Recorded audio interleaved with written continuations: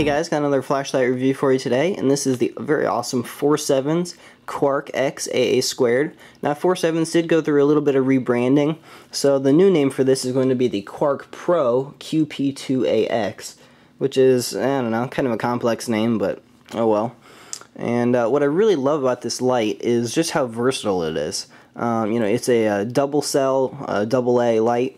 And it's like your old mag lights or something. It's just a really versatile light. But even more so because the Quark 4/7s does such a great job with the Quark line, making parts very available and very interchangeable. For example, if you want to switch out the head, this has the orange peel reflector. But if you want a smooth head for a little more throw, you can buy that. If you want a tail cap that has the momentary on function, you can get that. If you just want a single cell body, just to make the light a little bit smaller, you could get that. You can take the clip off. It's just very versatile. You can really kind of make the light that you want. And that's really nice. And you can configure it for, maybe what trip you're going on. So the Quark line is just a really nice line. They're very quality made, and you can really tell that in use and in feel. So we'll get into we'll start from the front here. Your reflector on there is, as you can see, that kind of light orange peel reflector, which really kind of gives you more of a throw, or not throw, I'm sorry, more of an area light, which is really nice for kind of utility tasks or things like that. More of a utility light. If you need something that really gives you a lot of throw, maybe a search and rescue light as more of a tactical light, then you could maybe go with the tactical model of this light. There is a Quark Tactical, and those have a memory function, so you can program in what modes you want, and that's a little bit different light, but also a very nice light. So you have that light orange peel reflector. I love it. Works really well, and as you'll see later, this light really puts out a very nice beam. Your body on here has a really nice knurling on there. It's enough to give you a grip, but it's not overly sharp or anything. It's just enough to give you a good grip on the light. And then you come to your clip here. Very nice, well designed. It's nice and large right here, so you can really get some thicker material under there. It's strong, retains well. Now there is a bit of the light that sticks out. It's really not the type of light that I'd want to carry around in my clip to my pocket for, I don't know, I wouldn't use it as an everyday carry light type of thing. But it does have a clip. It works pretty well. If you're just out camping or hiking or something, that much sticking out doesn't really bother me all that much. And then you come to the tail cap here. You can see it is a flush clicky switch. I really prefer the clicky switch user interfaces over, like a twist or something, because it's one hand. You can just do it with one hand. Very nice, easy to do. I like that a lot better. I have run into some lights where the clicky switches were kind of weak, or they turned on accidentally a lot. That's not the case with this at all. It's recessed. It's a good positive switch. It's not going to turn on if you don't want it to. And when it's recessed like that, you can tail stand the light if you want to, which is also a nice feature. You'll notice there's some slots in here, a hole. It does include that split ring, so you can put a lanyard on there or something, which is nice. If you want to put it around your wrist, around your neck, you can do that just fine.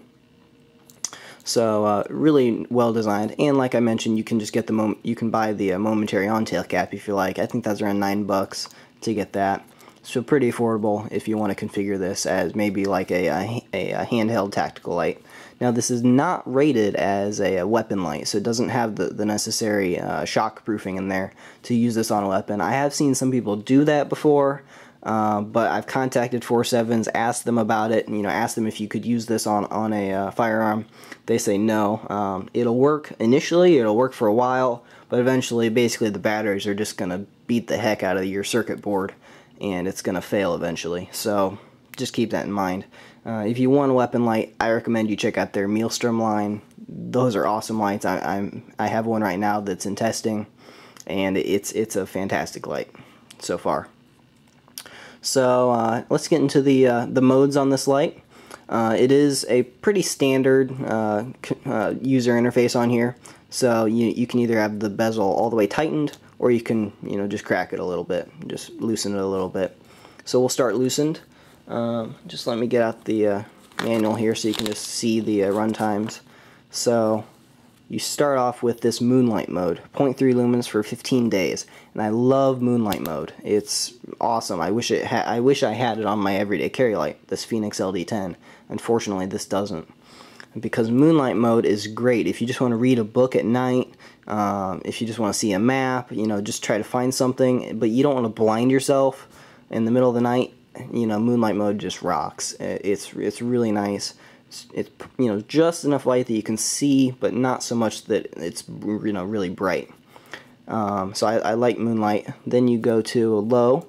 Now the way you can do this is either you can, you know, click off and on very quickly, or you can just depress it a little bit till the light goes out, then come back. Pretty self-explanatory, pretty easy to figure out. I love the clicky switch, again, like I've said. So 2.7 lumens, 3 days. It's nice. Next, you get 24 lumens for 20 hours. So pretty decent runtime on that. Next, 115 lumens for 2.5 hours.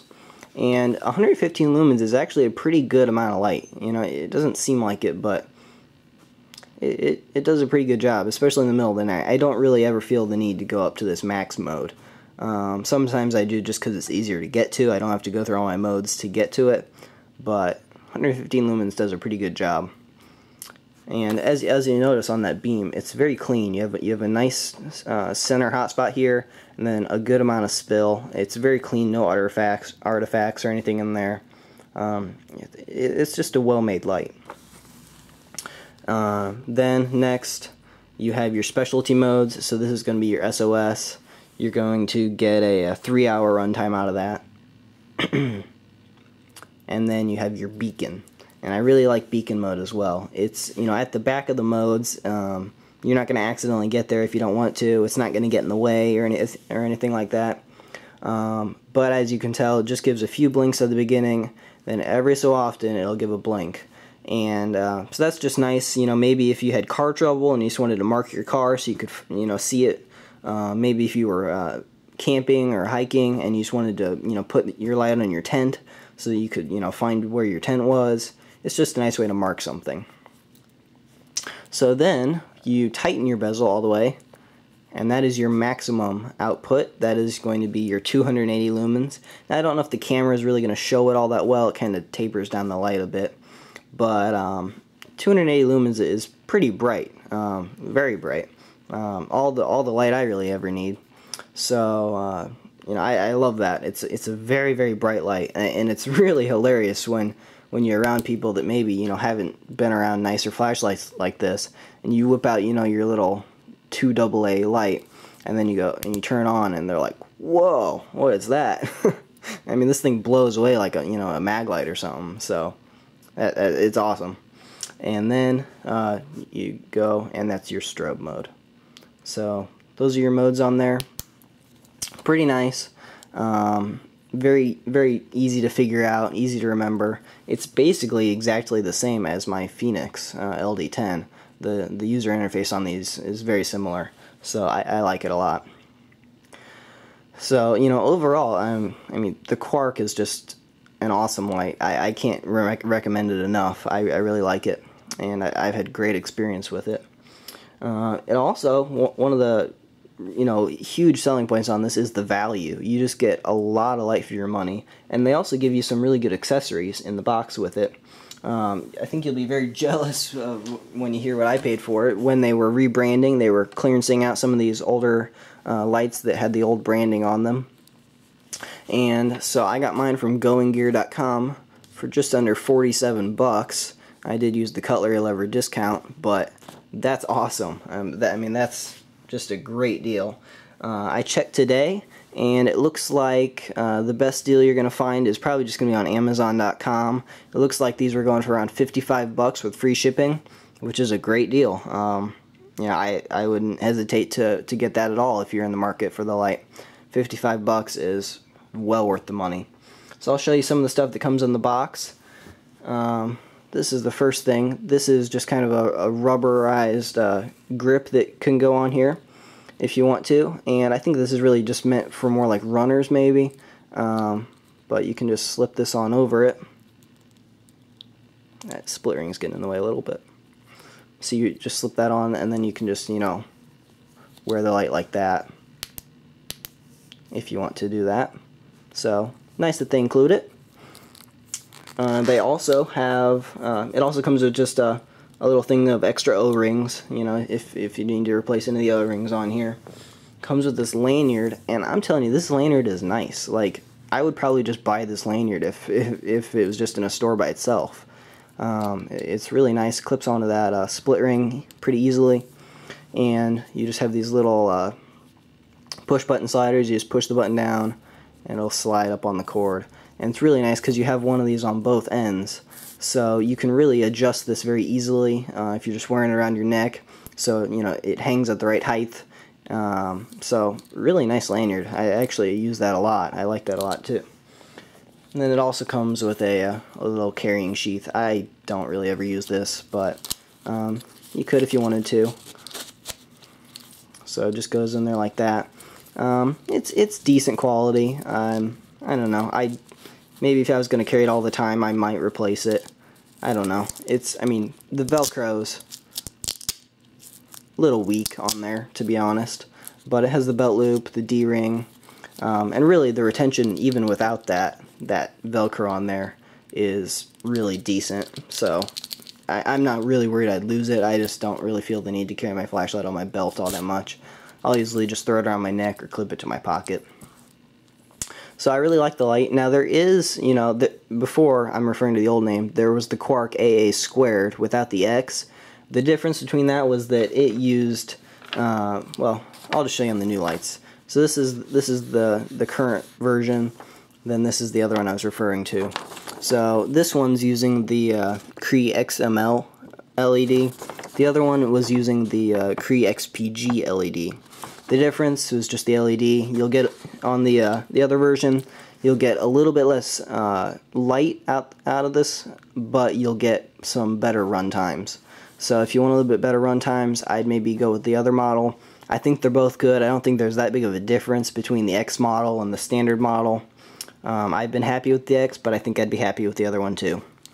So I'll give you a little bit of size comparison to some other stuff, and just some other knives and flashlights and stuff. And by the way, have you guys seen the FOURSEVENS boxes? These things are like showcases. I mean, these things are nice.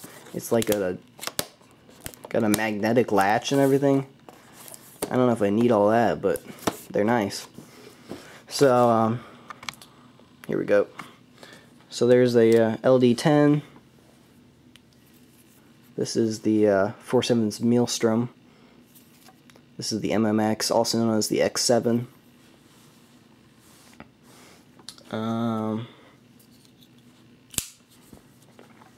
Spyderco Manix 2. Spyderco Delica. Benchmade Mini Grip Tillion. So there you go.